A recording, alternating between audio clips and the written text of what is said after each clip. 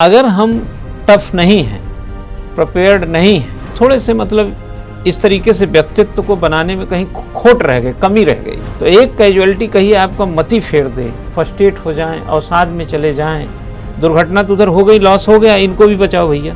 तो ये टफनेस तो मैं समझता हूँ व्यक्तित्व का हिस्सा है, आना ही चाहिए। इसी पर एक छोटी सी आपको कहानी सुना सकता हूँ। एक किसान था, वो बहुत दुखी था, भगवान से बहुत नाराज था, वो अतिरिक्त नाराज था, वो भगवान से बोलता था कि आप जो है जब फसल तैयार होती है तो बारिश कर दोगे, ओले डाल दोगे, तूफान चला दोगे, और जब पानी की जरूरत है तो चिलचिलाती धूप कर दोगे। ये आपका मिसमैनेजमेंट है। भगवान से वो किसान बोला, आपको कोई आइडिया नहीं है कि गेहूं चावल ये सब खेती बाड़ी के लिए कितना धूप, कितना हवा, कितना पानी, कितनी सुविधा क्या चाहिए, आप उल्टा पुल्टा काम करते हो। तो नाराजगी बहुत ज़्यादा थी, तो भगवान ने सोचे यार ये तो बहुत ज़्यादा नाराज है।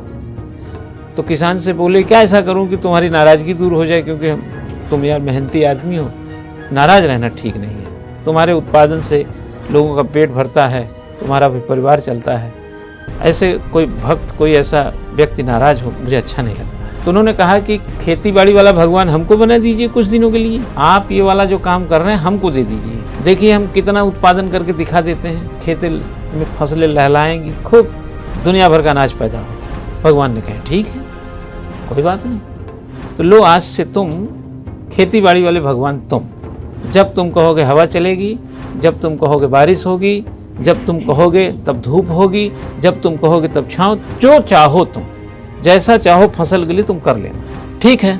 तो उसने क्या किया, हवाएं कम कर दिया ताकि फसल का नुकसान ना हो। हवा को बोलता धीरे धीरे चलो, हवा धीरे धीरे चल रही है।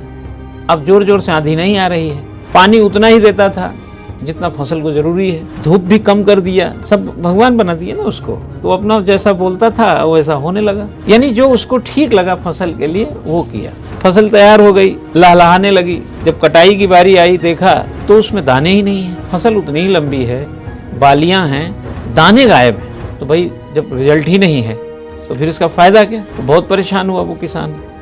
फिर हल्ला किया, प्रभु कहाँ हो। भगवान प्रकट हुए, बोले क्या हुआ वत्स। बोले प्रभुवर, हमने समय पे पानी दिया, समय पे धूप दिया, आंधी तूफान से बचाया, चिलचिलाती धूप आपके टाइम में होता था वो सब भी हम कम कर दिए, और जितना जरूरी था उतना दिया, न जोर की बारिश आने दिया, सब कुछ हमने मैनेज किया। फिर भी हमारे ये जो पौधा है जो अनाज का, इसमें बालियों में दाना नहीं है, ऐसे कैसे। बोले सुनो बस, तुमने इनको उतना ही पानी दिया, उतना ही हवा दिया, उतना ही प्रकाश दिया, तुम इनको तूफान से लड़ने नहीं दिया, तुम इनको ज्यादा बारिश सहने नहीं दिया, तुमने इनको चिलचिलाती धूप में तड़पने नहीं दिया, तुमने इनके अंदर की क्षमता को विकसित ही नहीं होने दिया। जब ये चिलचिलाती धूप में होती, जब अति बारिश से प्रभावित होती, हवा के थपेड़ों से लड़ती, तो ताकतवर बनती, और इस ताकत का फायदा ये होता है कि ये बालियों में इनके अनाज भरता।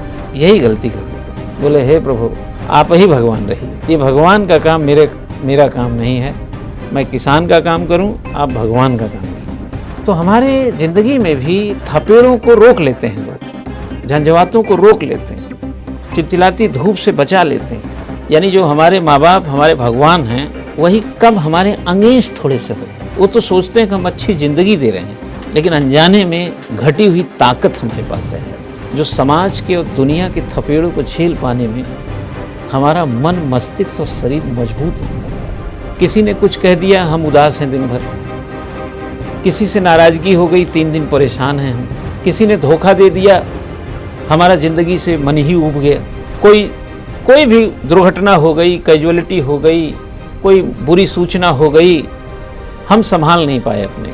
इसका एक मूल वजह है कि हम मजबूत नहीं हैं, और अनजाने में आपको बेहतर बनाने की फिराक में कब कहाँ पर क्या कमी रह गई इसका इल्म भी नहीं है।